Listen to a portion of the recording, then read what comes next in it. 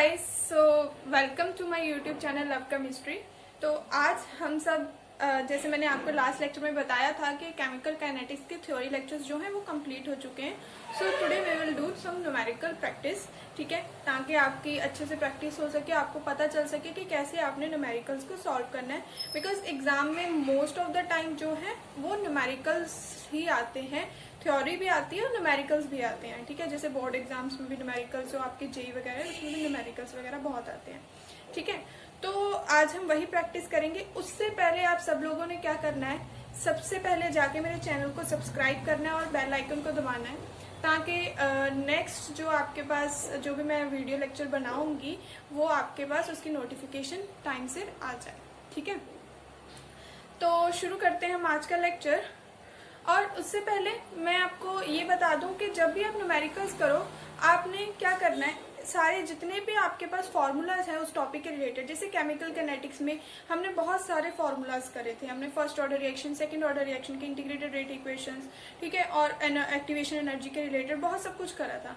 तो वो सारे न्यूमेरिकल्स का एक चार्ट आप अपने पास हमेशा बना के रखिए। जैसे जैसे टॉपिक्स कंप्लीट हो रहे हैं आप लोग एक चार्ट बनाए, उस चार्ट के ऊपर सारे न्यूमेरिकल्स के सारे जो है फॉर्मूलाज है वो लिखें, ताकि और उसको आप अपने जहां भी आप बैठते हो, जहां भी आप काम करते हो, उस पर वहां पे रख लीजिए, ठीक है, लगा दीजिए, रख लीजिए, जैसे भी आपको अच्छा लगे, ठीक है, ताकि आपकी नजर वहां पे जाए और आपको फॉर्मूलाज याद रहे। केमिकल काइनेटिक्स में वैसे ज्यादा मुश्किल नहीं होते फॉर्मूलाज याद करने, बट स्टिल आप कई बार छोटी से छोटी मिस्टेक कर देते हो और आपके मार्क्स चले जाते हैं। तो उसके लिए आपको जरूरत है पैटर्न प्रैक्टिस की। सो इसके लिए आपको ये सब करना चाहिए, ठीक है। तो अब हम शुरू करते हैं आज का लेक्चर। फाइनली न्यूमेरिकल्स स्टार्ट करते हैं। मैं आपके लिए बहुत सारे प्रीवियस ईयर के न्यूमेरिकल्स लेके आई हूँ, जेई मेंस के, ठीक है, 2020 तक के हैं। हमारा जो फर्स्ट न्यूमेरिकल है वो किस ईयर का है? सो करते हैं हम आज का अपना फर्स्ट न्यूमेरिकल, जो है 2009 का, जेई मेंस 2009 के एग्जाम से लिया मैंने। तो क्वेश्चन क्या बोल रहा है कि time required for 99% completion of a reaction if life of half life of first order reaction is 6.93 is कितना होगा। अगर हमारे पास हाफ लाइफ है गिवन फर्स्ट ऑर्डर रिएक्शन की, तो हमने क्या फाइंड करना है कि 99% कंप्लीशन के लिए हमें कितना टाइम लगा होगा। सो उसके लिए आप फटाफट से अपने दिमाग में हाफ लाइफ के जो भी फर्स्ट ऑर्डर रिएक्शन के रिलेटेड जो भी न्यूमेरिक फॉर्मूलाज थे वो सारे अपने माइंड में रिवाइज करो फटाफट, ठीक है। तो शुरू हो जाओ। तो सबसे पहले क्या करेंगे हम, मैंने आपको हमेशा ही बताया कि न्यूमेरिकल में सबसे पहले गिवन लिखते हैं। गिवन आपके पास क्या है, टी हाफ। टी हाफ कितना है, 6.93 मिनट्स, ठीक है। 6.93 मिनट्स, हमेशा यूनिट्स का ख्याल रखना है। यहाँ पे मिनट है तो के में आपने मिनट में ही यूनिट्स लिखनी है, सेकंड्स में ही करनी है, ठीक है। तो ये आ गया मिनट। देन उसके बाद उन्हें 99% कंप्लीशन के लिए बोला है। तो जब आपको ऐसे बोला हो तो आपको फर्स्ट ऑर्डर का फॉर्मूला याद रहना चाहिए, T is equals to 2.303 by K log of A upon A minus X। अब आप देख ही रहे होगे आपके पास गिवन क्या है, 2.303 तो कांस्टेंट है, वो तो पता ही है। A क्या है, initial amount. A minus x क्या होगा, जो अमाउंट हमारे पास किसी टाइम t के ऊपर बच जाती है रिएक्शन में, रिएक्टेंट की, उसको हम बोलते हैं A माइनस एक्स। तो अगर हमारे पास A माइनस एक्स वो वाली अमाउंट है, तो उन्होंने क्या पूछा है, 99% कंप्लीट होने में कितना टाइम लगा। तो मतलब आपके पास बचा कितना होगा, 1%, राइट। तो 1% बचा होगा तो a माइनस एक्स किसके बराबर होगा, 1% ऑफ a के बराबर। 1% ऑफ a मीन्स 0.01 a, ठीक है, समझ आई बात। अब नेक्स्ट आपके पास क्या है, k की वैल्यू चाहिए। k की वैल्यू तो आपके पास है नहीं, तो उसके लिए आपको क्या करना है, यहाँ पे आपको जो दे रखा है टी हाफ फिजिकल 6.93 मिनट्स, उससे आपने k की वैल्यू फाइंड करनी है। k की वैल्यू फाइंड करनी है तो टी हाफ क्या होता है, 0.693 बाई के। दिस इम्प्लाइज के किसके बराबर हो गया, 0.693 by T half, right. T half कितना है, 6.93। तो आप उस ऊपर वाले को खोलोगे तो 693 डिवाइडेड बाय क्या आ जाएगा, 1000। ऐसे आप नीचे वाले को खोलोगे 693 कितना आ जाएगा, 100। तो 20 से 20 कैंसिल, 69 से 693, तो आपके पास क्या आ गया, 0.1 मिनट इनवर्स आपके पास आ गई के की वैल्यू। यही होती है यूनिट्स इसकी, ठीक है। के की वैल्यू आ गई, अब आपने इसमें सब पुट कर देना है, तो क्या आ जाएगा, t is equals to 2.303 by 10⁻⁻1 log of a upon 0.01 of a।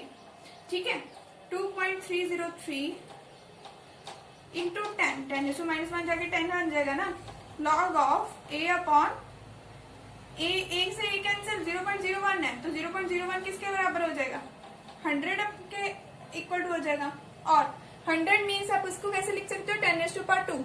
और लॉग में जब भी पावर आती है तो वो हमेशा आगे आ जाती है, मल्टीप्लाई हो जाती है आगे, ये मैंने आपको पहले भी सिखाया है। तो लॉग 10⁻² क्या हो जाएगा, 2 into log of 10। And log 10 क्या होता है, वैल्यूज मैंने आपको बोली थी, लॉग 10, लॉग 2, लॉग 3, इन सब की वैल्यूज आपको जो है याद रहनी चाहिए। ठीक है, क्योंकि ये कुछ वैल्यूज है जो जनरली न्यूमेरिकल्स में +2 लेवल तक यही यूज होती है, कोई और ज्यादा मुश्किल नहीं पूछेगा आपसे। ठीक है, तो ये वैल्यूज अगर याद होगी तो आपका टाइम सेव होगा। ठीक है, आपका ज्यादा दिमाग खर्च नहीं होगा। तो यहाँ पे log 10 की वैल्यू क्या होती है, 1 होती है, तो 1 आ जाएगा। तो ये आंसर आपके पास क्या बन जाएगा, इसको मल्टीप्लाई करो तो 3 2 6, 2 2 0, 2 0 0 सॉरी, 3 2 6, 2 4 इंटू 10 क्या बन गया, 46.06 मिनट्स। ये है आपका फाइनल आंसर। समझ आया आपको? अगर किसी भी न्यूमेरिकल में आपको कोई भी डाउट आता है ना, तो प्लीज आप कमेंट बॉक्स में बताएं जरूर, ताकि मैं आपके उस डाउट को क्लियर कर सकूं। डाउट्स अगर साथ साथ क्लियर होंगे तभी फायदा है। अगर आप अभी छोड़ दोगे कि हाँ ठीक है चलो कोई बात नहीं, बाद में कर लेंगे, कुछ नहीं बाद में देख लेंगे, तो वो बाद की बात ही रह जाती है। ठीक है, वो कभी भी होता नहीं है आपसे, आपका वो टाइम ही नहीं आएगा। ठीक है, तो इसलिए इनको साथ साथ करो। ये आपका आ गया फाइनल आंसर। ठीक है, इजी था न्यूमेरिकल। ऐसे ही बहुत इजी न्यूमेरिकल जेईई मेंस में आती है, ज्यादा मुश्किल नहीं होते केमिकल। क्वेश्चन क्या है 2010 का, क्या पूछा है उन्होंने, decomposition of x exhibits a rate constant कितना, 0.05 milligram per year. 0.05 milligram per year, units देख रहे हो, milligram per year means concentration per year. सोचो ये किसके यूनिट्स थे, किसके यूनिट्स थे ये हमारे पास। अगर मैंने आपको बोला था, अगर आपके माइंड में नहीं आए कि किसके यूनिट्स है, तो आपने क्या करना था, आपके पास रेट कांस्टेंट के यूनिट्स हम कैसे फाइंड करते थे, कंसंट्रेशन की power 1 - n into second inverse, या टाइम की यूनिट्स होती थी जो इनवर्स में रहती थी। ठीक है, तो कंसंट्रेशन इंटू 1 - n, n क्या था, ऑर्डर, n क्या था, ऑर्डर। तो जब आपका जीरो ऑर्डर रिएक्शन होता था तो आपके पास क्या आता था, कंसंट्रेशन इंटू सेकेंड इनवर्स, यही आएगा ना, कंसंट्रेशन इंटू सेकेंड इनवर्स। तो कंसंट्रेशन की यूनिट्स आपकी मोलैरिटी में भी हो सकती है, आपके पास मोल्स में भी हो सकती है, आपके पास ग्राम्स में भी हो सकती है। तो यहाँ पे अगर आप देखो तो यहाँ पे इन्होंने क्या लिखा है, 0.05 मिलीग्राम पर ईयर। तो ये यूनिट्स इसके जैसी हुई ना, कंसंट्रेशन इंटू सेकेंड इनवर्स, मतलब हमारे पास milligram into year inverse, time inverse. ठीक है, तो ये हमारे पास इससे क्या पता चल रहा है कि हमारे पास ये वाली रिएक्शन क्या है, जीरो ऑर्डर रिएक्शन। आपको गिवन नहीं है, बट आपको के की यूनिट से देख के पता करना है कि कौन सी रिएक्शन है। Then how many years are required for the decomposition of 5 milligram of X into 2.5 milligram. उन्होंने बोला कि हमारे पास रेट कांस्टेंट इतना है, के की वैल्यू कितनी है, 0.05 मिलीग्राम पर ईयर। और अब हमने फाइंड करना है कि कितना हमारे पास ईयर्स चाहिए होंगे, कितना टाइम चाहिए होगा डिकम्पोजिशन के लिए 5 मिलीग्राम ऑफ रिएक्टेंट का, कि 2.5 मिलीग्राम हमारे पास बच जाए। किस टाइम पे 2.5 मिलीग्राम बचेगा। ठीक है, अब 2.5 आप इसको दो तरीके से कर सकते हो, या तो आप सीधा क्या करोगे, आपने जीरो ऑर्डर का फॉर्मूला लगाओ। कौन सा फॉर्मूला, a माइनस x का फॉर्मूला लगाओ, ये आप करके पुट करके फाइंड करने की कोशिश करो। नहीं तो अगर आप क्वेश्चन को देखो तो आपको क्वेश्चन को देख के समझ आ रहा है कि 5 से 2.5 हुई है, डेट मीन्स वो हमारे पास कंसंट्रेशन क्या हुई है, हाफ हुई है। एंड हाफ लाइफ की हमारे पास जो होती थी डेफिनेशन होती थी वो क्या थी कि half life is the time required for the completion of 50% of reaction, है ना। तो 50% कंप्लीट हो चुकी है, तो इसका मतलब हमारे पास यहाँ पे हाफ लाइफ से टाइम जो होगा, ये जो टाइम पीरियड होगा वो हाफ लाइफ के बराबर होगा। तो half life zero order reaction के किसके इक्वल होती है, a/2k, यही होती है a/2k।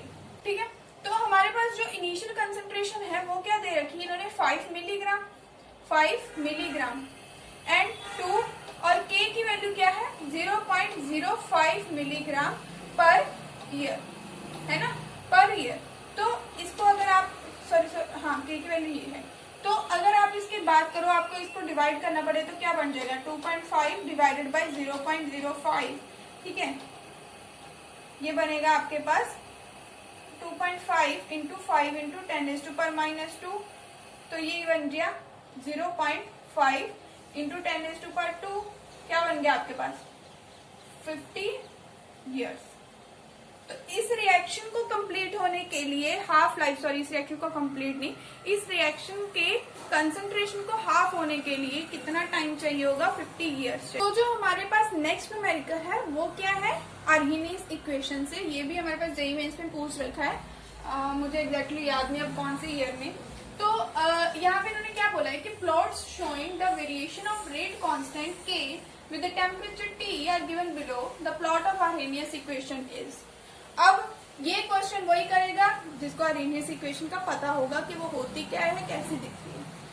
तो हमारे पास आर्हेनियस इक्वेशन क्या होती है k is equals to a e raise to power minus e a upon k t, ठीक है, यही होती है। और अगर आप इसको फॉर्मूला से करो तो फॉर्मूला से भी कर सकते हो, और अगर आप जनरली बात करो तो मैंने आपको बताया था कि जैसे जैसे आप टेम्परेचर को इंक्रीज करते जाते हो आपका रेट ऑफ रिएक्शन जो होता है वो इंक्रीज होता है। तो अगर रेट ऑफ रिएक्शन इंक्रीज होता है तो रेट ऑफ रिएक्शन के इंक्रीज होने का मतलब है कि आपके पास k की वैल्यू है जो इंक्रीज होगी, तो मतलब मतलब टेम्परेचर के इंक्रीज होने से k इंक्रीज करता जाएगा। बट अब वो लीनियर करेगा या कैसे करेगा वो आपको कैसे पता चलेगा, इस फॉर्मूला से। इस फॉर्मूला में आप देख रहे हो कि k का जो t के साथ रिलेशन है वो क्या है, एक्सपोनेंशियल रिलेशन है। अगर आप t की वैल्यू इंक्रीज करते जाओगे तो ये वाली वैल्यू जो होती है वो आपकी कम होती जाएगी, होगी, बिकॉज आप 1/t की वैल्यू बढ़ा रहे हो, ठीक है। मतलब अगर आप ऐसे करो जैसे 1/2 करो, 1/3 करो, तो ये 0.5 है, तो ये 0. जो है हमारे पास 0. जैसे जैसे आप यहाँ की नीचे की वैल्यू कम बढ़ाते जाओगे यहाँ पे आपके पास वो होती जाएगी, कम होती जाएगी। जैसे ये 1/2 है, 1/3 है, तो 1/2 का क्या है 0.5 आ जाएगा, 1/3 का क्या आ जाएगा 0.33 आ जाएगा, कम होती जा रही है ना।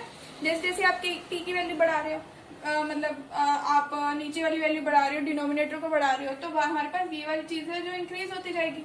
अगर ये इंक्रीज हो रही होगी तो एक्सपोनेंशियल में है नेगेटिव साइन, तो नेगेटिव साइन का मतलब क्या है कि वो k के साथ अगर हमारे पास ये वैल्यू इंक्रीज करेगी, ये वाली वैल्यू सॉरी डिक्रीज करेगी, तो जो ओवरऑल एक्सपोनेंशियल की वैल्यू है वो क्या होगी हमारे पास इंक्रीज करेगी। ये हमारे पास डिक्रीज करेगी तो एक्सपोनेंशियल की वैल्यू जो है इंक्रीज करेगी।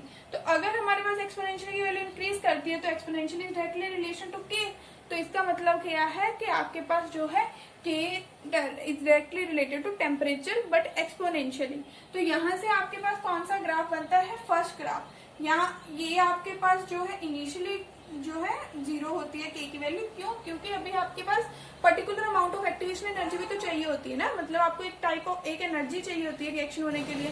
ऐसा तो नहीं है कि रूम टेम्परेचर पे रिएक्शन होगी, बट जब आपको उतनी की एनर्जी मिल गई, एक ऐसा टेम्परेचर आ गया, तो उस टाइम पे आपके पास जो है वो एक्सपोनेंशियली रेट कांस्टेंट जो है इंक्रीज होना शुरू हो जाता है, ठीक है। अब हमारे पास इसमें एक तो ये प्लॉट बन गया, और आपके पास दूसरा प्लॉट भी बन सकता है जो शायद मैंने आपको लास्ट लेक्चर्स में भी बताया होगा कि आप जब इसका लॉग लोगे तो आप क्या आ जाएगा आपके पास ln a plus ln e raise to power minus e a upon RT आ जाएगा। अब ln e को तो आप कैंसिल कर सकते हो, ln k is equal to ln a minus e a upon RT, ठीक है। तो जब आप इसका प्लॉट करोगे किसका ln k का 1/t के साथ, तो आपके पास क्या आ जाएगा, एक लीनियर ग्राफ आएगा जिसकी स्लोप नेगेटिव होगी, सॉरी नेगेटिव स्लोप होगी, क्यों, क्योंकि आपके पास minus E A upon R T है, नेगेटिव में है, तो स्लोप क्या होगी आपके पास minus E A upon R, ठीक है। और जो आपके पास इंटरसेप्ट होगा वो किसके बराबर होगा, ln a के इक्वल होगा। समझ के आप इस टॉपिक से एक बहुत इंपॉर्टेंट क्वेश्चन बनता है। आप मुझे बताओ, बात कर रहे हैं हम कि टेम्परेचर इंक्रीज हो गया, डिक्रीज हो गया, क्या हो अगर टेम्परेचर हमारा 0 डिग्री हो जाए, 0 केल्विन हो जाए, क्या होगा, उस टाइम पे हमारे पास रिएक्शन की रेट के ऊपर क्या फर्क पड़ेगा 0 केल्विन के ऊपर। ठीक है, आपने टेम्परेचर को 0 कर दिया, क्या हुआ, जो e⁻⁻ (-EA/0) बन गया, ये बन गया। तो कोई भी चीज 1/0 होती है तो उसका मतलब क्या होता है, इनफिनाइट, है ना, उसका मतलब क्या होता है, इनफिनाइट। एक्टिवेशन एनर्जी के कॉन्सेप्ट से हमारे पास बहुत इंपॉर्टेंट क्वेश्चंस बनते हैं जो एमसीक्यूज में अक्सर पूछ लेते हैं। ठीक है, आप बताओ मुझे आर्हीनियस इक्वेशन क्या होती है, K = A e⁻⁻ राइट। तो अगर मैं आपको बोलूं कि आपके पास जो है टेम्परेचर जो है वो 0 केल्विन हो गया, टेम्परेचर अगर 0 केल्विन हो गया तो क्या होगा, टेम्परेचर की वैल्यू जब आप इसमें 0 पुट करोगे तो आपके पास K की वैल्यू क्या आएगी, A × e⁻⁻0, राइट। कोई भी किसी भी वैल्यू के नीचे अगर आपके पास 0 आ जाए तो वो किसके बराबर होता है, इन्फिनिटी के बराबर, 1/0 इज इनफिनाइट। तो इसका मतलब क्या होगा, K = A e⁻⁻∞ हो जाएगा, राइट। तो e⁻⁻∞ याद रखना किसके बराबर होता है, 0 के बराबर होता है। तो मतलब क्या हो जाएगा, आपके पास K की वैल्यू जो होगी वो 0 हो जाएगी, मतलब आपके पास जो है रिएक्शन होगी ही नहीं, रिएक्शन सीज हो जाएगी 0 केल्विन के ऊपर। ठीक है, ये हमारे पास 0 केल्विन की इंपॉर्टेंस है। अब अगर आपके पास ये पूछ ले कि टेम्परेचर अगर इन्फिनाइट हो जाए, टेम्परेचर अगर इन्फिनाइट हो जाए, चलो इन्फिनाइट तो पॉसिबल नहीं, हम E की वैल्यू, अगर आपके पास एक्टिवेशन एनर्जी 0 हो जाए, अगर आपसे ये पूछ लिया जाए कि एक्टिवेशन एनर्जी अगर आपके पास 0 किलो जूल्स या 0 जूल जो भी वो हो जाए तो आपके पास क्या होगा, रिएक्शन के ऊपर क्या फर्क पड़ेगा, तो क्या होगा, K = ये जो है वो कंसेप्चुअल क्वेश्चन है जो आपको देख के समझ आने चाहिए, जो आपके पास बहुत लॉजिकल क्वेश्चन रहेंगे। तो K = A e⁻⁻, activation energy की वैल्यू क्या हो गई, 0। ठीक है, इसको हम कैसे लिख सकते हैं, A/e⁻0, और e⁻0 किसी भी वैल्यू की जो पावर जो है 0 हो, जैसे 1 की पावर 0, 2 की पावर 0, 3 की पावर 0, कुछ भी, ठीक है, तो वो किसके बराबर होता है, किसके बराबर होता है, 1 के बराबर। ठीक है, तो 1 के इक्वल होता है। तो अगर ये 1 के इक्वल है तो इसका मतलब क्या है कि आपके पास K है वो अप्रोक्सीमेटली इक्वल टू किसके हो जाएगा, A के। तो इससे क्या हुआ, खुद सोचो आप, K क्या था, K क्या बताता था आपको, A क्या बताता था, और जो ये एक्सपोनेंशियल वाली टर्म है वो क्या बताती थी आपको, A आपको एक्सपोनेंशियल वाली टर्म आपके पास फ्रैक्शन ऑफ इफेक्टिव कोलिजन्स के बारे में बताती थी, और A जो था वो आपके पास टोटल नंबर ऑफ कोलिजन्स के बारे में बताती थी, राइट। तो इन दोनों को जब हम मिलाते थे तो हमारे पास नंबर ऑफ इफेक्टिव कोलिजन्स आ जाती थी। ठीक है, बट अब अगर आपके पास इस इक्वेशन से क्या पता चलता है कि जो नंबर ऑफ इफेक्टिव कोलिजन्स हैं वो टोटल नंबर ऑफ कोलिजन्स के बराबर होगी, टोटल कोलिजन्स के बराबर होगी। और हमने एक्सपेरिमेंटली ही यही तो देखा था, एक्सपेरिमेंटली देखा था कि आपके पास जितनी भी कोलिजन्स होती हैं वो सारी की सारी प्रोडक्ट फॉर्मेशन में पार्ट नहीं लेते, है ना, क्योंकि उनके पास कुछ ना कुछ फैक्टर्स होते हैं जो मीट करने चाहिए, और हर किसी के पास ऐसे फैक्टर्स एक बार में मीट नहीं हो सकते। तो जिस वजह से आपके पास जो है पूरी की पूरे रिएक्टेंट्स प्रोडक्ट में कन्वर्ट नहीं होते, राइट। हर कोलिजन इफेक्टिव कोलिजन नहीं होती, बट यहाँ पे तो सब उल्टा हो गया। यहाँ पे इन्होंने कह दिया कि जितने भी कोलिजन्स होंगे वो सारे इफेक्टिव कोलिजन्स होंगे, तो ये तो पॉसिबल ही नहीं है, राइट, ये तो पॉसिबल ही नहीं है। तो एक्टिवेशन एनर्जी जो है आपके पास कभी भी 0, अगर उन्होंने पूछा कि 0 केल्विन हो तो क्या होगा, तो total number of collisions effective collisions के बराबर होंगे, तो ये सब पॉसिबल ही नहीं है, दिस इज इम्पॉसिबल, इम्पॉसिबल। ठीक है, ठीक है, ये इम्पॉसिबल सिचुएशन है। अब नेक्स्ट अगर आपसे पूछ लिया जाए, नेक्स्ट क्वेश्चन क्या पूछ लिया जाए कि क्या एक्टिवेशन एनर्जी नेगेटिव हो सकती है, क्या एक्टिवेशन एनर्जी नेगेटिव हो सकती है, चलो इसका आंसर देखते हैं।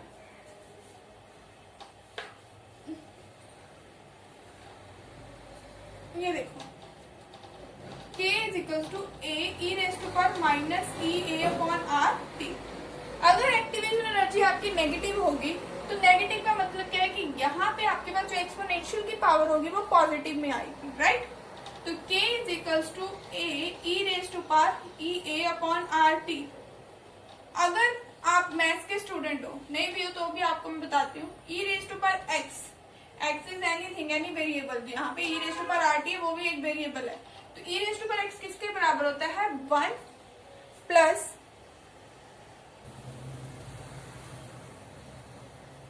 ठीक है 1 plus x upon 2 factorial plus x square upon 3 factorial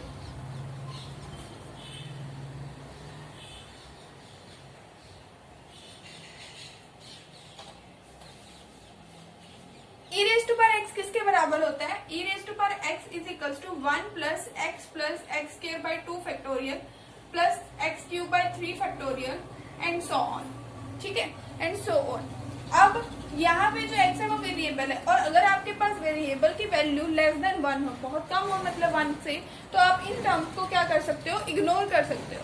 तो अगर x की वैल्यू मच लेस देन 1 है तो आप इन वैल्यू को क्या कर सकते हो? इग्नोर कर सकते हो। तो आपके पास e raise to power x किसके बराबर आ जाएगा? 1 के बराबर आ जाएगा। ठीक है, अगर e raise to power x 1 के बराबर आ गया तो मतलब क्या है कि k की वैल्यू फिर से a के बराबर हो गई।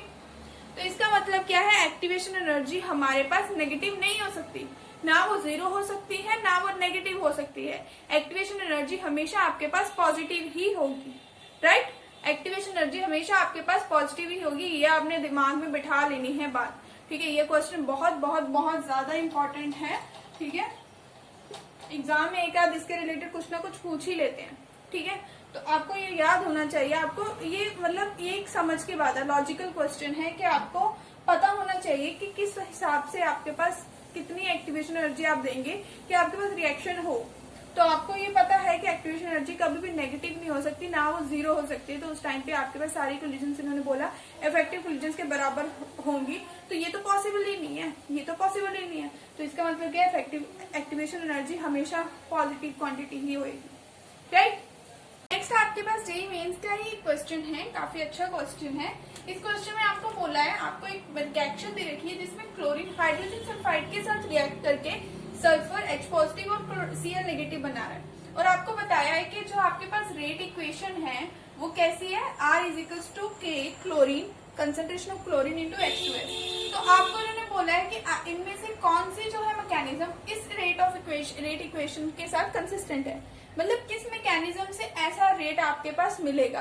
तो आपने सही मैकेनिज्म फाइंड करनी है, क्या वो फर्स्ट मैकेनिज्म है, क्या वो सेकंड है, क्या वो दोनों है, या इनमें से कोई भी नहीं। ठीक है, तो हमने ये पता करना। तो सबसे पहले आपको मैकेनिज्म्स में देख के क्या पता चल रहा है, दिया क्या हुआ है। फर्स्ट मैकेनिज्म में आपको दिया है क्लोरीन हाइड्रोजन सल्फाइड के साथ रिएक्ट करके H पॉजिटिव क्लोराइड बना रहा है, Cl पॉजिटिव बना रहा है, HS नेगेटिव बना रहा है। ये रिएक्शन क्या है? स्लो और फास्ट। ये जो ब्रैकेट्स में आपके पास लिखे, इसको देख के आपके पास दिमाग में एकदम से क्लिक करना चाहिए क्या कि मैंने आपको बताया था कि जो भी आपके पास स्लो रिएक्शन होती है वो हमारे पास रिएक्शन के रेट को डिटरमाइन करती है। That is a rate determining step, right? तो अगर वो रेट डिटरमिनिंग स्टेप है तो हमारे पास रेट जो है इसी के थ्रू आएगा, इसी स्टेप के थ्रू आएगा। तो अगर हम फर्स्ट मैकेनिज्म को चेक करते हैं कि वेदर इट इज राइट और नॉट, तो हम इसमें क्या करेंगे? फर्स्ट स्टेप में क्या दे रखा है? स्लो। सेकंड क्या है? फास्ट। तो ऑब्वियसली फर्स्ट स्टेप से चलेंगे हम। तो फर्स्ट स्टेप के अकॉर्डिंग हमारे पास रेट इक्वेशन क्या बनेगी? मान लेट से कि हमारे पास के रेट कांस्टेंट है, तो रेट इक्वेशन क्या होती है? कंसंट्रेशन के इक्वल होता है ना, यहाँ पे सब कंसंट्रेशन होती है रिएक्टेंट की। किसकी? रिएक्टेंट की। तो यहाँ पे क्लोरीन है Cl2, यहाँ पे क्या है? H2S। ठीक है, और तो हमारे पास आएगा नहीं, क्यों? फास्ट तो लेना ही नहीं, हमें फास्ट वाली चीज तो लेनी नहीं है। स्लो स्टेप जो है हमारे पास रेट ऑफ रिएक्शन को बताता है। ठीक है, तो इससे हमारे पास ये आ गई। तो ये इक्वेशन और ये इक्वेशन क्या है? सेम है ना? सेम है ना? तो इसका मतलब क्या है कि ये मैकेनिज्म तो करेक्ट है, ये मैकेनिज्म इसके अकॉर्डिंग करेक्ट है कि ये मैकेनिज्म के थ्रू ये रिएक्शन हुई होगी। बट ऑप्शंस में आपके पास क्या दिया हुआ था? 4 ऑप्शन दिए हुए थे कि बोथ 1 और 2, 1, 2 या फिर कोई भी नहीं। तो हम चेक करेंगे सेकंड ऑप्शन के लिए भी। ऑप्शंस आपने हमेशा ध्यान से पढ़ने हैं, क्योंकि कई बार ऑप्शन में ही आपको सब कुछ दिया होता है और आप क्या करते हो? बस क्वेश्चन पढ़ते हो, फटाफट करने की शुरू कर देते हो और टाइम निकाल देते हो। ऑप्शन से कई बार आपके पास क्वेश्चन जो होते हैं वो हो जाते हैं। तो अब आपके पास जो है सेकंड क्वेश्चन है, सॉरी सेकंड मैकेनिज्म है, उसमें आपको क्या दिया है कि फर्स्ट जो है फास्ट इक्विलिब्रियम है और सेकंड क्या है? स्लो है। तो ऑब्वियसली हम स्लो से चलेंगे इसमें भी, है ना? तो इसमें आपके पास जब हम स्लो स्टेप से जाएंगे तो रेट क्या होगा, K into chlorine into HS negative, chlorine into HS negative. अब जो HS नेगेटिव है वो क्या है, इंटरमीडिएट। इंटरमीडिएट का मतलब क्या होता है कि जो चीज आपके पास फर्स्ट स्टेप में बनी वो स्टेप दूसरे स्टेप में यूज हो गई, ठीक है, थोड़ी देर के लिए बनी थी, अब वो यूज होगी, अब आपके पास इन द फॉर्म ऑफ ना रिएक्टेंट है ना वो प्रोडक्ट है। बीच में थोड़ी देर के लिए गेस्ट अपीयरेंस दी थी, मान लो आपने, ठीक है, इसने गेस्ट अपीयरेंस दी थी, तो ये गेस्ट अपीयरेंस आई किस वजह से थी, इस वाली रिएक्शन की वजह से, ऊपर वाली जो फास्ट इक्विलिब्रियम में। तो इसका मतलब क्या है कि जो HS नेगेटिव है जो गेस्ट अपीयरेंस में था, तो आप उसकी कंसेंट्रेशन नहीं फाइंड कर सकते। थोड़ी देर के लिए आपके पास आया था तो आप उसको ऐसे पकड़ के कंसेंट्रेशन थोड़ा ना फाइंड कर सकते हो, मुश्किल है आपके लिए। तो आप उसको चेंज करोगे जिनकी कंसेंट्रेशन आपको पता है उसमें। कैसे चेंज करोगे, यहाँ पे फर्स्ट इक्वेशन से आप HS नेगेटिव की कंसेंट्रेशन फाइंड कर सकते हो, बिकॉज फर्स्ट स्टेप इक्विलिब्रियम में है। तो इक्विलिब्रियम में आपके पास आपको लिखने का आइडिया होना चाहिए, इक्विलिब्रियम पढ़ा होगा आपने शायद, तो उसमें क्या होता है, K equilibrium is equal to concentration of products, products की कंसेंट्रेशन जो आपके पास H पॉजिटिव है HS नेगेटिव है, अपॉन कंसेंट्रेशन ऑफ रिएक्टेंट्स, ये होता है K इक्विलिब्रियम, ठीक है। इससे HS नेगेटिव जब हम फाइंड करेंगे तो HS नेगेटिव किसके बराबर आएगा, K equilibrium into H2S divided by H positive. अब हम इस इक्वेशन को इसमें पुट कर देंगे, इसमें पुट करा तो आपके पास रेट की वैल्यू आ गई K इंटू K इक्विलिब्रियम, जिसको हम बाद में K डैश लिख लेंगे, ठीक है, chlorine into H2S divided by H positive. अब आप ये देखो, ये वाली जो इक्वेशन है और जो ये वाली इक्वेशन दे रखी थी, ये दोनों इक्वेशंस आपस से मिलती नहीं है। क्यों, क्योंकि यहाँ पे एक एक्स्ट्रा चीज क्या आ गया, concentration of H positive ions. तो इसका मतलब हमारे पास जो आंसर है वो क्या है, only one, only first mechanism जो है वो करेक्ट है according to the given rate equation, ठीक है। अच्छा क्वेश्चन था, ऐसे क्वेश्चन मैकेनिज्म के रिलेटेड आते हैं, और आपको ये इंटरमीडिएट का ध्यान जरूर रखना है कि जो भी इंटरमीडिएट होता है उसकी कंसंट्रेशन आपको फाइंड करनी पड़ेगी, तभी आप रेट इक्वेशन फाइंड कर सकोगे। तो उसमें आपको क्या करना है, उसकी कंसंट्रेशन को रिएक्टेंट किसी और रिएक्टेंट की किसी और इक्वेशन देख लेनी है, उस इक्वेशन में से उसकी कंसंट्रेशन फाइंड करनी है इन टर्म्स ऑफ रिएक्टेंट। तो आपको ये आपके पास रिएक्टेंट या प्रोडक्ट जो भी है आपको उसकी फाइंड करनी है और आपको उसमें पुट कर देना। पुट करके जो आपके पास बनेगा, जो भी इक्वेशन बनेगी वो फाइनल इक्वेशन होगी, ना कि ये। कभी भी इसको फाइनल इक्वेशन लिख के मत आना, ठीक है। अब जो हमारे पास नेक्स्ट क्वेश्चन है वो 2018 का है, 13 का है, सॉरी। इसमें क्या बोला है कि rate of reaction doubles. Rate of reaction क्या होता है, डबल हो जाता है when its temperature changes from 300 to 310 kelvin. Activation energy of reaction is, हमने एक्टिवेशन एनर्जी फाइंड करनी है, आपको रेट कांस्टेंट बता रखा है कि वो डबल हो, रेट रिएक्शन बता रखा है कि वो डबल हो जाता है, ठीक है। और उसके बाद आपको बोला है कि टेम्परेचर जो है 300 से 310 केल्विन चेंज हो रहा है। तो इसका मतलब क्या है कि आपको T1 दे रखा है 300 केल्विन और T2 दे रखा है कितना, 310 केल्विन, राइट, ठीक है, 310 केल्विन। और K1 की वैल्यू जो है वो आपको K1 की वैल्यू कुछ होगी, ठीक है। और आपको क्या बता रहे हैं, रेट ऑफ रिएक्शन डबल हो रहा है। तो रेट ऑफ रिएक्शन डबल हो रहा है तो मतलब जो है आपके पास T2 टेम्परेचर पे जो K2 होगा वो ट्वाइस होगा K1, ट्वाइस होगा K1 के। आपके पास अर्हीनियस इक्वेशन से जो फॉर्मूला आया था वो क्या था, क्या फॉर्मूला आया था, log of K2 upon K1 EA upon 2.303 R into 1 upon T1 minus 1 upon T2, right. तो log ऑफ K2 की वैल्यू क्या है, 2 of K1 twice of K1 is equals to EA आपने फाइंड करना है 2.303 और R की वैल्यू यहाँ पे आपके पास केल्विन में दे रखा है, ठीक है, और कुछ आपके पास हिंट नहीं है जिससे आप कर सको। तो आपने R की वैल्यू ऐसे यूनिट्स में लेनी है 8.314 जूल्स पर केल्विन पर मोल, ठीक है, जिससे आपके पास एनर्जी की यूनिट्स भी जो है वो जूल्स में ही आएंगी, ठीक है। तो क्या बन जाएगा 1.1 300 माइनस 1.2 310, ठीक है। एक्टिवेशन एनर्जी कभी भी नेगेटिव नहीं हो सकती। तो आपको इस क्वेश्चन को करते वक्त समझ आ जाएगा, पता चल जाएगा कि आपने क्वेश्चन सही भी करा है कि नहीं। अगर आपके पास नेगेटिव आ रही होगी इसका मतलब आपने कहीं पे गड़बड़ करी है, ठीक है। log 2 आ गया। log 2 की वैल्यू क्या होती है, मैंने आपको बोला था याद करने को। log 2 की वैल्यू क्या होती है, log 3 की वैल्यू क्या होती है, ये सब बोला था। अब आप इसका यहाँ पे जैसे एलसीएम ले लोगे 310 माइनस 300, ये बन जाएगा 300 इंटू 310। और हाँ, जब भी आपको यहाँ पे टेम्परेचर दे रखा हो, अगर आपको डिग्री सेल्सियस में दे रखा है, आपने उसको किस में चेंज कर लेना है, केल्विन में चेंज कर लेना है। उसकी एक इम्पॉर्टेंट वजह ये है कि जो आपके पास आर की यूनिट्स होती हैं वो केल्विन में दी होती हैं। आर की यूनिट जो 8.314 है, या कोई भी और यूनिट्स में हो, एटमोस्फेयर की यूनिट्स में हो, बार की यूनिट्स में हो आर, बट उसमें जो टेम्परेचर की यूनिट है वो केल्विन ही होती है। तो जिस वजह से हम टेम्परेचर को, यहाँ पे जो हमें टेम्परेचर फिल करना होता है उसको हम केल्विन में फिल करते हैं। तो जब भी आपको क्वेश्चन में सेल्सियस दे रखा हो तो आपने उसको केल्विन में कन्वर्ट करना है, और उसको कन्वर्ट करने का तरीका क्या है, सेल्सियस में 273 केल्विन ऐड कर दो। ठीक है, तो जब आप इस क्वेश्चन को सॉल्व करोगे, अब यहाँ पे आते हैं, जब आप इस क्वेश्चन को सॉल्व करोगे, log 2 की वैल्यू होती है 0.301। ठीक है, log 2 की वैल्यू होती है 0.301। EA की वैल्यू आपको फाइंड करनी है, आप मल्टीप्लाई कर लोगे, या आप जब इसको सॉल्व करोगे, इधर लेके आओगे, सिंप्लीफाई करोगे, तो आपके पास जो एक्टिवेशन एनर्जी होगी वो कितनी आएगी, 6 किलो जूल्स पर मोल। आंसर जो आपका आएगा हमेशा जूल्स में आएगा, और आप उसको किलो जूल्स में कन्वर्ट कर सकते हो डिपेंडिंग अपॉन द क्वेश्चन। अगर तो आपके पास न्यूमेरिकल टाइप जस्ट नॉर्मल के आपको क्वेश्चन निकालना है तो आप जूल्स किलो जूल किस में भी करो, पूरा सॉल्व करना है। बट अगर आपके पास जैसे एमसीक्यू टाइप क्वेश्चन है, जेई में एमसीक्यू टाइप क्वेश्चन आते हैं, ठीक है, जेई में या उसमें नीट में, तो आपको क्या करना है, उसमें एक्टिवेशन एनर्जी को देख लेना है कि किस यूनिट में। ऐसा नहीं है कि 53.6 आ गया किलो जूल्स पर मोल तो आपने वही ढूंढते रह जाना, भाई इसमें तो आंसर ही नहीं है। ठीक है, ऐसा नहीं होता, आपको यूनिट चेक करने होते हैं कि किलो जूल्स है कि जूल्स है। ठीक है, सो अब नेक्स्ट क्वेश्चन की तरफ बढ़ते हैं, जो आपके पास 2015 का है। उन्होंने पूछा है कि हायर ऑर्डर रिएक्शन जो होती है वो रेयर क्यों होती है। जो हायर ऑर्डर रिएक्शन, जैसे हमने बात करी, हमने फर्स्ट ऑर्डर, सेकंड ऑर्डर और जीरो ऑर्डर की ही बात करी है। मैंने हमको बोला कि थर्ड ऑर्डर तक की जो रिएक्शन है वो ज्यादा हम पढ़ते नहीं है। उनका मेन रीजन क्या है ना पढ़ने का, उनको ना करने का, वो रेयर क्यों होती है, वो क्यों होती है, रेयर होती है, रेयर क्यों होती है। तो उसके आपके पास ये उन्होंने ऑप्शंस कुछ प्रोवाइड करे हैं। फर्स्ट ऑप्शन क्या बोलता है, because of the shifting of equilibrium towards the reactant due to the elastic collision, कि जब उनके पास इलास्टिक कोलिजन होती है मॉलिक्यूल्स की तो उसमें इक्विलिब्रियम शिफ्ट हो जाता है। ऐसा तो कुछ नहीं हो सकता। ठीक है, ऐसा तो हमने first order second order reaction में भी इक्विलिब्रियम का वो कुछ नहीं पढ़ा।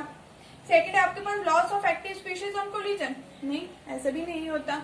देन उसके बाद आता है लो probability of simultaneous collision of all reacting species. Yes, this is the right answer. क्यों?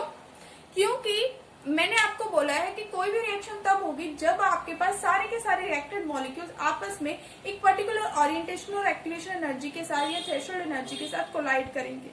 ठीक है, बट अगर आपके पास रिएक्टेड मॉलिक्यूल्स ही बहुत ज्यादा होंगे, मान लो 3 से ज्यादा हो गए, 3 हो गए, 3 से ज्यादा हो गए, तो उससे क्या होगा, आपके पास मान लो एक N2 एक O2 है, एक कुछ भी ले लो, इन जनरल मतलब बात कर रही हूँ, वो मत करना, N2O2H2 ले लो। ठीक है, 3 ले लिया आपने।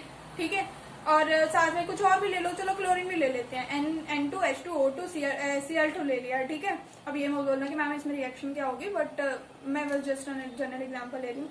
ये ले लिया आपने। ठीक है, रिएक्शन करनी है चारों की, चारों को करके आपके पास कुछ ना कुछ प्रोडक्ट बनना है। ठीक है, तो ही आप कहोगे कि आपके पास रिएक्शन हो रही है। बट अगर आपके पास एक कंटेनर, उस कंटेनर में ये चारों रिएक्टेड मॉलिक्यूल्स है, तो क्या गारंटी है कि चारों रिएक्टेड मॉलिक्यूल्स एक साथ में कंबाइन कर जाएंगे? नहीं कर सकते, बिकॉज उसमें भीड़ बहुत हो गई है। अब N2 के भी बहुत सारे मॉलिक्यूल्स, ऑक्सीजन के भी है, हाइड्रोजन के भी है, क्लोरीन के भी है, तो बहुत कम प्रोबेबिलिटी होती है कि हमारे पास इफेक्टिव कोलिजन्स हो सके। हमारे पास सारे के सारे रिएक्टेड मॉलिक्यूल साइमल्टेनियसली कोलाइड करके आपके पास प्रोडक्ट फॉर्मेशन कर सके। तो जिस वजह से हमारे पास हायर ऑर्डर रिएक्शन जो होती है वो रेयर होती है। तो this is the right answer. ठीक है, बट हाँ, आपने यही क्वेश्चन पढ़ के यहाँ पे नहीं रुक जाना, आपको पूरे ऑप्शंस पढ़ने हैं, पर एनालाइज करना है कि वेदर हम जो सोच रहे हैं वो सही है कि नहीं। तो यहाँ पे जैसे मैं बोला कि increase of entropy and activation energy as more molecules are involved, नहीं, जब आपके पास ज्यादा रिएक्टेड मॉलिक्यूल्स आ जाएंगे तो एंट्रोपी भी डिक्रीज हो जाएगी, इंक्रीज नहीं होगी। ठीक है, तो इसलिए आपके पास जो ऑप्शन क्या है वो सी है। जो हमारे पास नेक्स्ट क्वेश्चन है वो क्या है, 2015 से है, फर्स्ट ऑर्डर रिएक्शन का। क्या बोल रहे हैं, the reaction of 2N2O5 gives 4NO2 and O2 follows the first order reaction. First order reaction को फॉलो कर रहा है।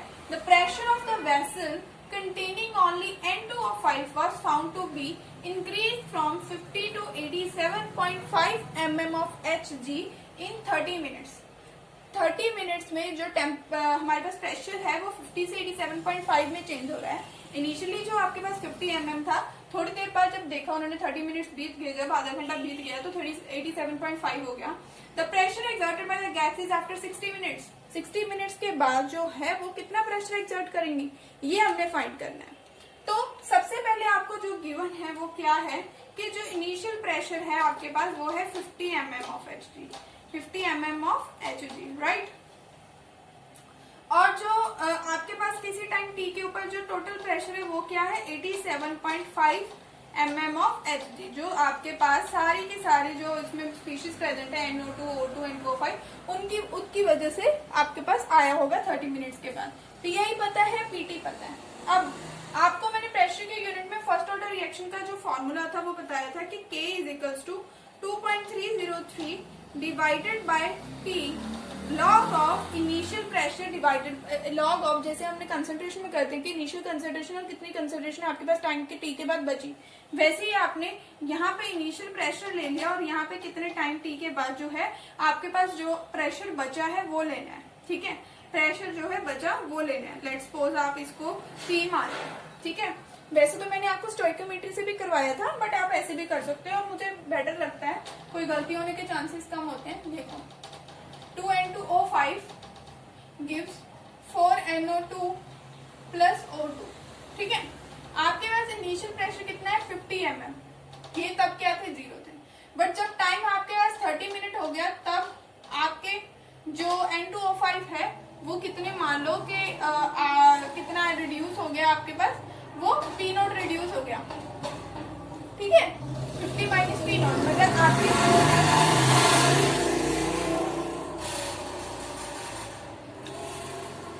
मतलब आपके रिएक्टेंट की कंसंट्रेशन आफ्टर टाइम 30 जो है 50 माइनस P0 आई।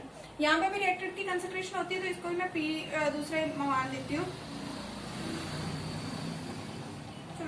छोड़ो इसको P लिख देती हूँ, ठीक है। बाद में देखते हैं क्या यूनिट्स लेने हैं। तो 50 माइनस P0 और N2 की, अगर ये P0 है, यहाँ पे दो मॉलिक्यूल 4NO2 को बना रहे हैं, तो इसका मतलब क्या है कि यहाँ पे आपके पास डबल हो रहा है प्रेशर, है ना। जो जितना उसमें से कम हो रहा है इसका डबल इसमें आ रहा है, तो इसमें आपके पास उसका क्या आ रहा है, हाफ आ रहा है, तो P0/2 हो जाएगा। तो टोटल प्रेशर क्या है, टोटल प्रेशर क्या बनेगा, किन किन स्पीशीज की वजह से होगा, N2O5 की जो कंसंट्रेशन बची है, जो NO2 बना है और जो O2 बना है, राइट। तो आप इसको कैसे करोगे, 50 माइनस ये बन गया P0, P0 प्लस P0/2 क्या बन गया 50 प्लस 3/2 P0 बन गया। Pt की वैल्यू, टोटल प्रेशर आ गया। टोटल प्रेशर तो आपको दे भी रखा है इन्होंने 87.5, 50 प्लस 3/2 P0। P0 क्या है कि जितना आपका प्रेशर कम हुआ है रिएक्टेंट का वो है, ठीक है। तो क्या बन गया ये 87.5 minus 50 into 2/3 is equals to P0, ठीक है। तो P0 आपका किसके बराबर आ जाएगा, 25 mm ऑफ Hg के बराबर। यहाँ से आपके पास P किसके बराबर आ जाएगा, P0 25 mm ऑफ Hg के बराबर। अब ये तो आपने सिर्फ फाइंड करा कि कितना प्रेशर उसमें से कम हुआ। नेक्स्ट आपने फाइंड, मेन आपका मोटिव क्या है फाइंड करने का कि कितना आपके पास जो है प्रेशर होगा टोटल आफ्टर 60 मिनट्स। तो उसके लिए आपको रेट कांस्टेंट की वैल्यू चाहिए होगी, जो आप इस इक्वेशन से फाइंड करोगे इस गिवन डाटा से। तो आपके पास K की वैल्यू फाइंड करनी है, क्या आ जाएगा 2.303 डिवाइडेड बाई T आपका कितना दे रखा है 30 मिनट्स में दे रखा है। लॉग ऑफ इनिशियल प्रेशर 50 है, तो जो आपके पास बचा होगा प्रेशर वो कितना बचा होगा 50 माइनस 25, राइट। 50 माइनस 25 जब आप इसको सॉल्व करोगे तो आपके पास K की वैल्यू क्या आएगी 0.023 मिनट्स, ठीक है। ये आएगी आपके पास वैल्यू। अब K की वैल्यू आ गई, अगला काम क्या है कि 60 मिनट्स पे आपने फाइंड करना है कि कितना आपके पास टोटल प्रेशर होगा। तो सेम वे से आपने इसमें इसी इक्वेशन को यूज करके फाइंड करना है। अब की बार आपको K भी दे रखा है, टाइम भी दे रखा है, बट आपका टोटल प्रेशर नहीं दिया, टोटल प्रेशर नहीं दिया हुआ है, मतलब आपको फिलहाल P0 की वैल्यू भी नहीं पता है ना, P0 की वैल्यू भी नहीं पता है। तो अब आप नेक्स्ट क्या करोगे, नेक्स्ट स्टेप क्या होगा आपका यहाँ देख लो। नेक्स्ट स्टेप क्या होगा, के तो आपको पता है ना, k is equals to 2.303 60 minutes log of 50 upon 50 minus P naught भी पता नहीं है ना तो आपको, क्योंकि आपके पास टोटल प्रेशर ही नहीं था। k की वैल्यू कितनी है 0.023। तो आपको इसको क्या करना है, यहाँ पे लेके आना है। नेक्स्ट स्टेप यहाँ कर देते हैं, into 60 divided by 2.303 log of is equals to log of 50 upon 50 minus P naught, right. तो जब आप इसको सॉल्व करोगे, आपका जो लॉग है, लॉग को सॉल्व करने का आपको तरीका पता होना चाहिए कि लॉग दूसरी जगह जाके जो होता है वो 10⁻⁴ में कन्वर्ट कर देता है। मतलब 10⁻⁴, मान लो ये करके आपके पास कुछ x क्वांटिटी आती है तो 10⁻x हो जाएगा is equals to 50 upon 50 minus P naught. तो यहाँ से आपके पास रीअरेंज करके पी नॉट की वैल्यू आ जाएगी। जो वैल्यू आ रही है हमारी पी नॉट की वैल्यू कितनी आ जाएगी आपके पास 37.42 mm ऑफ Hg। ठीक है, आपके पास पी नॉट की वैल्यू इतनी आ गई। टोटल प्रेशर फाइंड करना था, तो टोटल प्रेशर फाइंड करना था तो क्या है टोटल प्रेशर का फॉर्मूला 50 + 3/2 पी नॉट, इसमें पुट कर दो। क्या करोगे, जो ये वाली इक्वेशन है आपके पास, ये वाली इक्वेशन है, इसको कहाँ पुट करोगे, यहाँ पे पुट करोगे। क्या बन जाएगा 50 + 3/2 इंटू पी नॉट कितना था 37.42 क्या बन गया 50 + 3 into 2 and 2 2 8 16 2 7 14 sorry into 2 1 sorry. ठीक है, तो ये आपके पास जब भी आप इसको कैलकुलेट करोगे तो आपके पास ये बन जाएगा 106 पॉइंट कुछ 13 के बराबर। ठीक है, ये आपके पास जो है फाइनल आंसर बन जाएगा। ठीक है, न्यूमेरिकल देखने में थोड़ा कॉम्प्लिकेटेड लग रहा है बट इजी इतना कुछ नहीं है। बस आपने इनिशियली क्या करा है, आपने फर्स्ट ऑर्डर रिएक्शन देखी। फर्स्ट ऑर्डर रिएक्शन का फॉर्मूला आपको पता है कि ये होता है। फर्स्ट ऑर्डर रिएक्शन का आपको पता है कि फॉर्मूला ऐसा सा होता है ना, ऐसा सा होता है। तो उसके लिए आपको क्या चाहिए था, ये क्वांटिटीज चाहिए थी। इस क्वांटिटीज को आप इस रिएक्शन से फाइंड करोगे कि आपके पास जब 0 टाइम था तो उस टाइम पे इतना था, जब 30 था तो इतना हो गया। ठीक है, 30 था तो इतना हो गया। उससे आपने टोटल प्रेशर की यूनिट फाइंड करी तो उससे आपको पी नॉट पता चल गया। तो आपने यहाँ पे फिल कर दिया कि कितनी अमाउंट बची होगी रिएक्टेंट N2O5 की। पुट करके आपने के की वैल्यू फाइंड कर ली। देन फर्दर आपने के की वैल्यू को यूज करके पी नॉट की वैल्यू फाइंड करी for time is equal to 60 minutes. तो उसके बाद आपने टोटल प्रेशर फाइंड कर लिया कि कितना था, जो हमारी रिक्वायर्ड कंडीशन थी कि हमने फाइंड यही करना था। ठीक है, तो हमारा नेक्स्ट क्वेश्चन है 2018 का। इसमें उन्होंने बोला है कि at 518 degree Celsius rate of decomposition of sample of gaseous acetaldehyde initially at a pressure of 363 torr. 363 torr जो है वो इनिशियल प्रेशर है, हम गिवन साथ साथ लिख रहे हैं।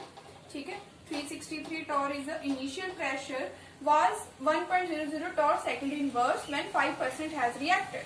जब 5% रिएक्शन होगी थी उस टाइम पे रेट ऑफ रिएक्शन कितना था हमारे पास 1.0 torr सेकेंड इनवर्स। और जब उन्होंने बोला कि 33% रिएक्ट कर गई थी तब हमारे पास जो रेट ऑफ रिएक्शन था वो था 0.5 torr। दैट मीन्स आपको रेट ऑफ रिएक्शन अलग अलग टाइम पीरियड पे अलग अलग मतलब अलग कंसंट्रेशन पे दे रखा है। R1 की वैल्यू दे रखी है उन्होंने 1.00 टॉर सेकेंड इनवर्स और R2 रेट 2 की वैल्यू कितनी है 0.5 टॉर सेकेंड इनवर्स। तो आपको पता है कि रेट जो होता है वो K into A minus x की पावर n के ऊपर डिपेंड करता है ना। अगर आपके पास रिएक्टेंट एक की बात करें तो उसकी पावर n के ऊपर डिपेंड करता है, where n is the order of reaction. ठीक है, order with respect to this reactant है ना। तो हमारे पास अगर दो रेट्स है, अगर इन दोनों के रेट की रेशियो को डिवाइड कर दे, क्योंकि हमें ये चीज भी पता है ये भी पता है कि हर एक रिएक्शन के लिए सेम ही होती है, तो n की वैल्यू हमारे पास जो है पता चल जाएगी क्योंकि यही तो फाइंड करनी है हमारी। ठीक है, तो अगर मैं इसको ऐसे लिख दूं R2 A माइनस x2 की पावर n। ठीक है, K तो K से कैंसिल हो जाएगा और R1 बाय R2 क्या है हमारे पास 1.0 divided by 0.5 is equals to A कितना है हमारे पास 363 माइनस x क्या है कि जब हमारे पास रेट 1.0 था वो कब था तब हमारे पास जो कंसेंट्रेशन है 5% यूज हो चुकी थी, तो क्या होगा 5/100 ऑफ 363। सिमिलरली यहाँ पे हमारे पास 363 इनिशियल प्रेशर था, और कब था ये 33% की बात कर रहे हैं रेट ऑफ रिएक्शन की, तो 33 इंटू 363 डिवाइडेड बाय 100, ठीक है। तो इसकी पावर की होगी, होल पावर होगी n, राइट। अब नेक्स्ट स्टेप क्या है हमारे पास, नेक्स्ट स्टेप क्या है, नेक्स्ट स्टेप में हम क्या करेंगे 1.0 डिवाइडेड बाय 0.5 है, तो मतलब क्या है कि आपके पास 1 डिवाइडेड बाय 5 10 क्या हो जाएगा, ये 2 है ना, मतलब यही है। इज इक्वल्स टू 363, अगर आप इससे भी कॉमन ले लो, इससे भी कॉमन ले लो, वो कैंसिल हो जाएगा, और क्या बच जाएगा हमारे पास 1/5/100, ये बन जाएगा 1 माइनस 33/100 की पावर n, ठीक है। तो यहाँ पे क्या बन गया हमारे पास 2, ये 100 माइनस 5 कितना हो गया 95, ठीक है। यहाँ 100 माइनस 33 कितना हो गया 67, इसकी पावर क्या होगी n। 100 से 100 जो एलसीएम लिया था वो क्या हो जाएगा, कैंसिल हो जाएगा, ठीक है। अब नेक्स्ट क्या होगा कि जब आप इसको डिवाइड करोगे 67 को 95 से डिवाइड करोगे, तो आपका आंसर कुछ ऐसा आएगा 2 is equals to 1.414 kind of, ठीक है। 2 is equals to 1.414 kind of. तो जो ये 1.414 होता है, ये क्या होता है, √2 की वैल्यू होती है, राइट। क्या होगा कि हम इसको इक्वेट कैसे करेंगे, 2 इज इक्वल्स टू √2 की पावर n, मतलब 2 की पावर 1 इज इक्वल्स टू 2 की पावर n/2। तो अगर हमारे पास बेस सेम हो तो पावर्स भी इक्वल होनी चाहिए, तो 1 इज इक्वल्स टू n/2, ठीक है। This implies n is equals to 2, n की वैल्यू क्या है 2। इसका मतलब क्या है कि जो एस्टल्डिहाइड के विद रिस्पेक्ट टू हमारा रिएक्शन है उसका ऑर्डर क्या है, 2 ऑर्डर है, ठीक है। इजी था, बस आपको रिलेट करना था कि आपको कैसे फाइंड करना है, आपको क्लिक करना चाहिए दिमाग में कि हमने रेट वाली इक्वेशन लगा के फाइंड करना है, ठीक है। हमारे पास नेक्स्ट क्वेश्चन है 2019 का। इसमें उन्होंने क्या बोला है कि for the reaction 2A plus B is forms P is any product, ठीक है, when the concentration of A and B both here is doubled. जब A और B की कंसंट्रेशन उन्होंने डबल कर दी, ठीक है, इनिशियल रेट मेथड हमने करा था ना, वही है। बस यहाँ पे उन्होंने बोला कि concentration of A and B उन्होंने डबल कर दी, then the rate increase from 0.3 to 2.4। Rate increase कर गया with the doubling of A and B, ठीक है। A B को डबल करा, रेट इंक्रीज हो गया, कितना हुआ 0.3 से 2.4 हो गया। फिर उसके बाद जब उन्होंने कहा कि हमने A को अलोन डबल किया, मतलब B की कंसेंट्रेशन कांस्टेंट रखी, सिर्फ A की कंसेंट्रेशन को डबल किया, तब हमारे पास वो 0.3 से 0.6 हुआ। तो हमने फाइंड करना है कि इसका ऑर्डर क्या होगा, A के विद रिस्पेक्ट टू क्या होगा, B के विद रिस्पेक्ट टू क्या होगा, ठीक है, ये फाइंड करना है हमने। तो ये इनिशियल रेट मेथड है, जैसे हम करते थे वैसे करना है। आपके पास आपको दिया हुआ है कि सपोज इस रिएक्शन के लिए जो रेट है वो क्या है, k A की पावर n, मतलब order with respect to A is n and order with respect to B is m, right. According to first condition कि जब हमने A को डबल कर दिया तो हमारे पास रेट क्या हो गया, जो R1 की वैल्यू थी वो चेंज हो जाएगी, कैसे, 2A की पावर n, ये हो गया 2B की पावर m, ठीक है। इनिशियली हमारे पास जो रेट की वैल्यू उन्होंने दे रखी है 0.3 मोल पर लीटर। जब हमारे पास इसको डबल किया तो रेट की वैल्यू कितनी हो गई, 2.4 हो गई, राइट। तो बस क्या करना है, हमने इन दोनों इक्वेशंस को डिवाइड कर देना है, ऐसे करते थे, इन दोनों इक्वेशंस को डिवाइड कर देना है। 0.3 divided by 2.4 is equals to A upon 2A की power n, B upon 2B की पावर m, B से B कैंसिल, A से A कैंसिल, ये क्या होता है तुम्हारे पास 3 डिवाइडेड बाय 24 हो जाएगा ना, तो 3 1 3, 3 8 24 इज इक्वल्स टू 1.2 की पावर n, 1.2 की पावर n, ये आ जाएगा हमारे पास 1/2 की पावर m, ठीक है। ये हमारे पास एक इक्वेशन बन गई, क्योंकि अब आप इसको ऐसे सॉल्व नहीं कर सकते, ये तो 1/2 की पावर 3 हो जाएगा, पर आपको ये नहीं पता है कि यहाँ पे आपके पास n की वैल्यू क्या है, m की वैल्यू क्या है, राइट। तो उसके लिए हम सेकंड कंडीशन पे जाते हैं। सेकंड कंडीशन में उन्होंने बोला है कि जब हमने A को अकेला डबल किया, B की कंसंट्रेशन कांस्टेंट है, सिर्फ A को डबल किया, तब हमारे पास रेट क्या होगा, तो R2 की वैल्यू क्या होगी, K इज इक्वल्स टू, सिर्फ A को डबल किया उन्होंने 2A की पावर n, B हमारा ऐसे ही रहा, ठीक है। तो कितनी वैल्यू होगी इनकी 0.6 होगी, ठीक है 0.6 होगी। तो इसका मतलब अगर हम इस इक्वेशन को और इस इक्वेशन को डिवाइड कर दें तो क्या आ जाएगा आपके पास, रेट की वैल्यू कितनी आ जाएगी 0.3 divided by 0.6 is equals to a की पावर n b की power m divided by 2a की पावर n b की पावर m। अब ये तो सेम है, कैंसिल हो गया। यहाँ पे a की पावर n a की पावर m सेम है, बचा क्या हमारे पास 1.2 की पावर n।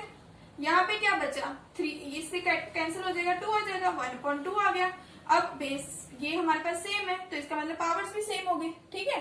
तो यहाँ पे क्या बन जाएगा n इज इक्वल्स टू 1 के बराबर आ जाएगा। n क्या था order with respect to a, इसका मतलब हमारे पास a के विद रिस्पेक्ट टू जो है ऑर्डर ऑफ रिएक्शन 1 है। तो यहाँ पे आप 1 पुट कर दोगे, पुट इन 1 में पुट कर दोगे तो ये क्या बन जाएगा आपके पास 1.2, राइट।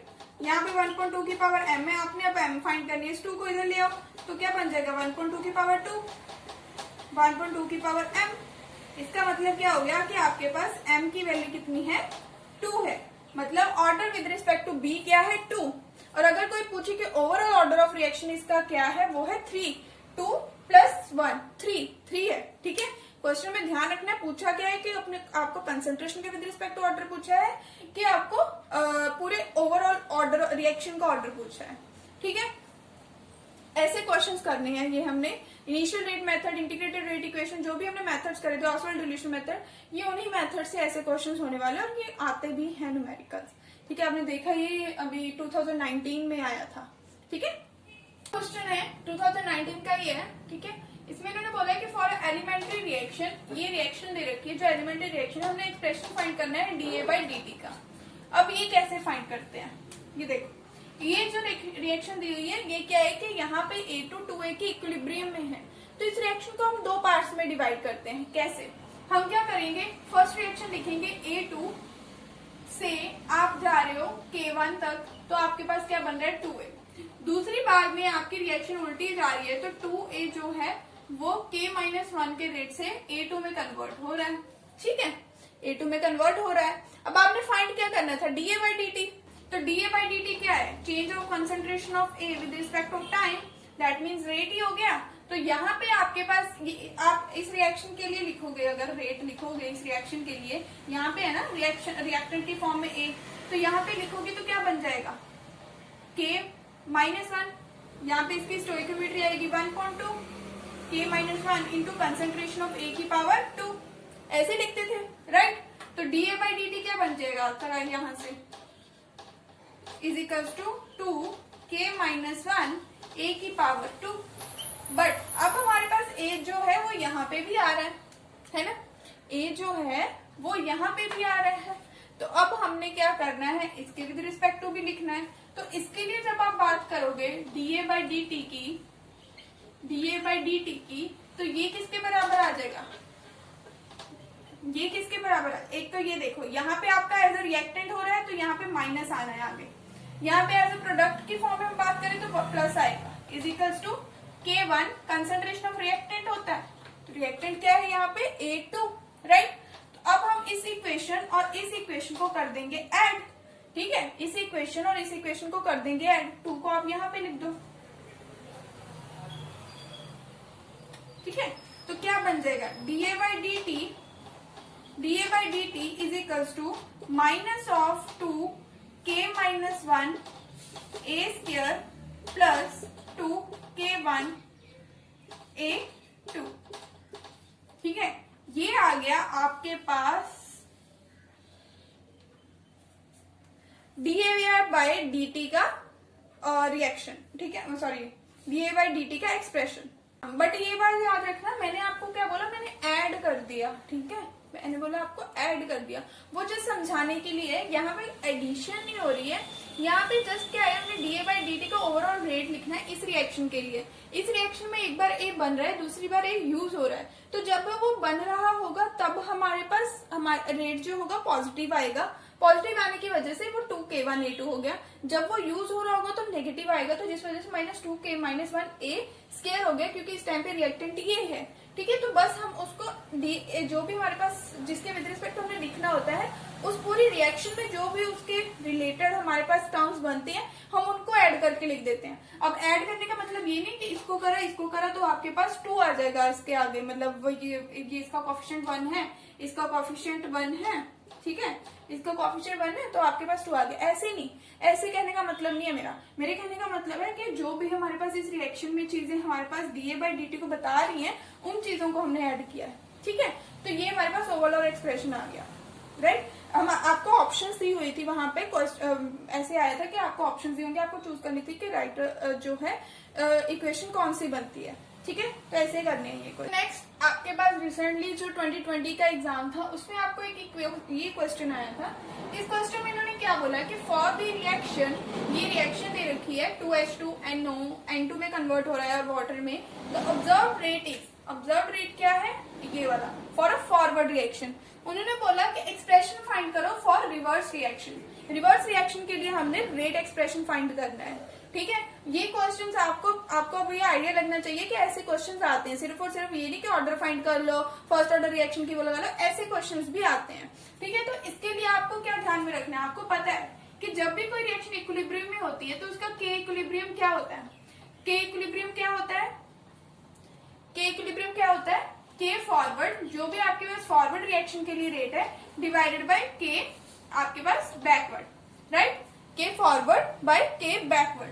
अब आपको ये भी पता है कि के इक्विलिब्रियम क्या होता है, ratio of the product divided by reactant. तो प्रोडक्ट क्या है, उसकी concentration H2O square divided by H2 square NO square, ठीक है।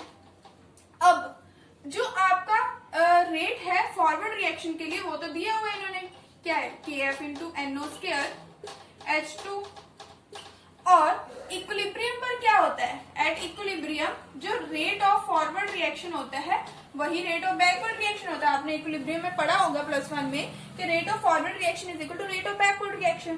तो आप इक्विलिब्रियम में अगर ये होता है तो आपने क्या करना है, जब आपने ये यहाँ से KF की वैल्यू निकालनी है, सबसे पहले तो इस चीज को हम देखते हैं कहाँ यूज करना है। आपने सबसे पहले फ्रॉम इक्वेशन 1 सॉरी, आपने KF की वैल्यू निकालनी है, क्या आ जाएगी आपकी N2 H2 का स्क्वायर डिवाइडेड बाय H2 का स्क्वायर NO स्क्वायर, ठीक है, इंटू KB, ये आ गया। अब इसको हमने पुट करना है इस इक्वेशन में, इक्वेशन नंबर 2 में 42, ठीक है। तो रेट ऑफ फॉरवर्ड रिएक्शन क्या आ जाएगा आपके पास, KF into KB NO square H2, ये आ गया N2 H2O square divided by H2 square NO square, right. तो अब ये जो NO स्क्वायर है ये NO स्क्वायर से कैंसिल और ये H2 इसके H2 से कैंसिल। तो आपके पास जो रेट ऑफ फॉरवर्ड रिएक्शन है अब क्या बन चुका है, KF इंटू KB, ठीक है, KF इंटू KB किसके बराबर बन चुका है, N2 H2O का स्क्वायर डिवाइडेड बाय H2, यही बना। अब आपको पता है कि rate of forward rate of backward के बराबर होता है, तो हम इसको क्या लिख सकते हैं, rate of backward reaction. Backward reaction लिख सकते हैं, शायद मैंने यहाँ पे, हाँ, ये यहाँ पे KF नहीं आना है क्योंकि मैंने KF की तो वैल्यू पुट करी है ना, ठीक है। तो ये आ गया KB इंटू N2 H2 का whole square divided by H2, ये हमारे पास रेट एक्सप्रेशन है फॉर बैकवर्ड रिएक्शन, ओके। तो अब ये हमारे पास आज के लेक्चर का लास्ट क्वेश्चन है, जो ये भी 2019 में पूछा है, ठीक है। इसमें इन्होंने बोला है कि the reaction 2x to B, जो 2x जो है B में कन्वर्ट हो रहा है, is a zero order reaction. क्या दे रखा है इन्होंने, जीरो ऑर्डर रिएक्शन दे रखी है, जीरो ऑर्डर रिएक्शन दे रखी है, ठीक है। If the initial concentration of X is, अगर A की वैल्यू कितनी है 0.2 मोलर, हाफ लाइफ कितनी है 6 hour, then when the initial concentration of X is 0.5, अच्छा जब इनिशियल कंसंट्रेशन 0.2 थी तब हाफ लाइफ इतना था।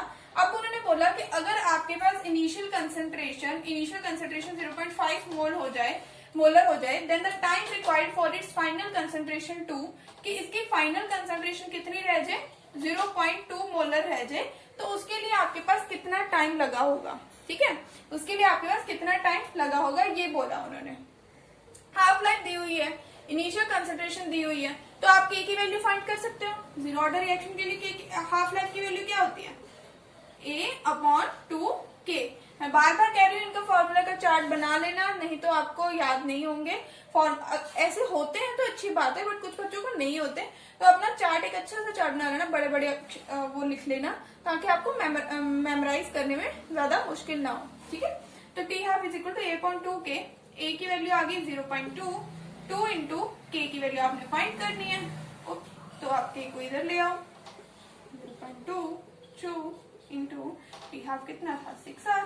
ठीक है, तो ये कैंसिल हो गया, 0.1 आ गया। ठीक है, तो जब आप K की वैल्यू फाइंड करोगे तो यहाँ पे आ जाएगा 0.0, 6 1 6, 6 या 36, अराउंड 0.1667।